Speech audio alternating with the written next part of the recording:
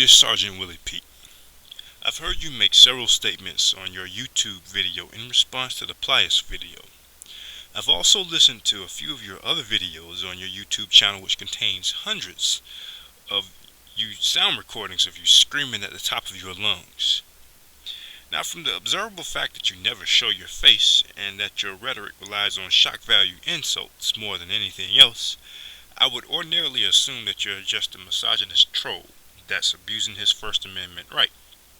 But I'm going to give you the benefit of the doubt and presume that there's some goodwill in what you're doing with your channel. If I'm going to make this presumption, then I'm going to have to assume that you need a refresher on the scientific method. You see, Sergeant Willie Pete, this is because you have repeatedly used the word fact to describe statements that are really your opinions. It is a very common mistake made by Americans, and this mistake is a huge factor in why human relations in America are so hindered by stereotypes. Let me tell you a story. About 5 years ago, I was in Western Massachusetts during my first term of AmeriCorps. During this term, I participated in a program called Unity. The objective of this program was to use social norms marketing to deter people from self-destructive behavior. In this case, our focus was on stopping teen alcoholism and teen smoking. If you were to ask many teenagers how many people at their schools smoke or drink, they'd often say, "Oh, everybody's doing it," or all the kids are doing it, and it's really crazy. I don't do it, but everybody else does it. Well, we asked these questions to teenagers in middle and high schools in Western Massachusetts during the 2003-2004 school year, and they gave us answers just like this. Little did they know that we already had information to suggest otherwise. During the previous school year, there was a test that was administered to certain grades, and this test was designed so that it would be anonymous. You wouldn't be able to track it to a certain student, and it was also designed to weed out students that didn't take it seriously. And this survey, once administered to the students, revealed that the overwhelming majority of students did not smoke, did not drink, and were not interested in doing either. And there was a significant accomplishment in doing this survey, because everybody was believing that the majority of people were smoking or drinking, but on the contrary, the exact opposite was true.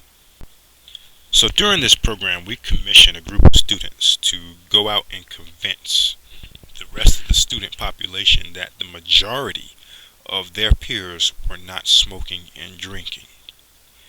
And this was a funny experience because a lot of the kids were really excited about it, but then there were some kids that still weren't buying it. They were saying, no, this can't be right. They must have lied on the survey. Or, no, this can't be right. Something went wrong. Or, no, this can't be right. Only a certain group of students must have been surveyed. Or they just wouldn't believe it. They were coming up with all kinds of excuses. So, okay. What my colleague and I decided to do was to allow them to make their own survey and to administer it to their peers during homeroom. And once they administered the survey, they got back results that were actually similar to the ones that the survey in which we had given the students had projected. And so this kind of got their wheels turning a little bit more. But some of them still weren't buying it. So one day we were in the classroom talking about it, and so we just were talking, and my colleague and I were both getting kind of frustrated that the kids still weren't buying it. So one day, I just got up and walked towards the front of the classroom and told everybody to pay attention. And I told everybody, okay, what percentage of people do you think smoke in your classroom? They were saying things like 75%, 80%. So I drew a scale model classroom. And then I said, okay, how many people are inside of a classroom? And they were saying like 20 kids or 25 kids. And they were giving ballpark figures like that. So I did a real simple virtual experiment. Once they gave me an average classroom size of about 20 students, and they gave me their estimate of how many children smoked. They gave me 75% as a figure. So I multiplied 0.75 times 20, which gave me 15. And I said, in order for your figure to be correct, that means you must be able to go into any given one of your classes, because you change classes, and find me 15 people that show some evidence of cigarette smoke, be it tobacco stains on your teeth, be it the scent of cigarette smoke in someone's hair, or the scent of cigarette smoke in someone's clothing, or a pack of cigarettes in someone's book bag. And if you cannot find that, then your estimate is not correct.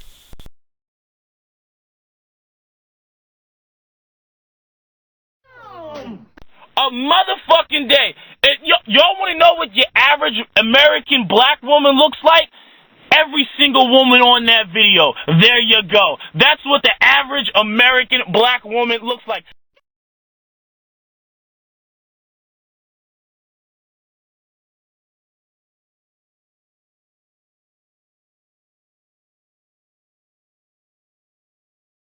And I don't want to hear any bullshit from all you intellectual, college, sophisticated Hampton black girls out here. I don't want to hear from y'all, because guess what? Y'all only make up motherfucking 10% of the black population in the U.S. I'm not running around looking for no 10% or no 30% or whatever, the 70% minus the 30%. So where did they learn this skank-ass, hoe-ass, foul-ass behavior? Y'all gonna blame it on hip-hop? These women are like damn near 25. Shit, when they were little and coming up, hip-hop was in its infancy. And bitches shaking their booties on the rap videos didn't even show up until about the late 90s. So where did they get this behavior? They think it's sexy.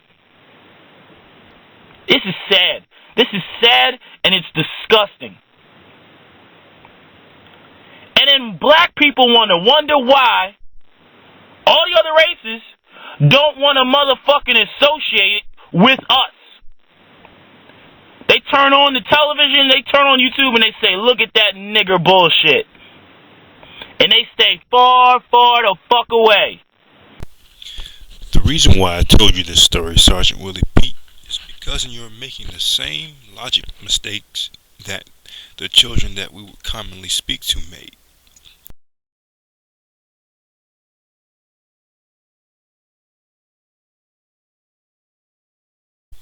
Now, I want you to follow me for a minute, and I want you to conduct this virtual experiment.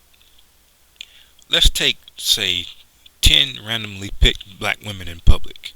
By your logic that you would say, I heard you say once that 90% of the women are acting like they act in the Pliers video, and only 10% of women within our race are educated and conduct themselves in a manner that's conducive to being seen in public. And I don't want to hear any bullshit from all you intellectual, college, sophisticated Hampton black girls out here. I don't want to hear from y'all, because guess what? Y'all only make up motherfucking 10% of the black population in the U.S. I'm not running around. Now, under this logic, that means 9 out of these 10 women would be dressing skanky. Now, I want you to think about this for a minute, because you used some intense shock value words to describe these women. You said bitches, you said skanks, you said all kinds of things. But why did you use these words if they weren't describing anything significant? In order for something to have shock value, it has to be out of the ordinary. It has to be something that is just so far-fetched, so inconceivable, that when people hear it, they jump out of their skin, which is what happens when people listen to your videos. But if it was the norm for black women to walk around looking like you say they look, then your words wouldn't have much shock value and effect when you said them, would they?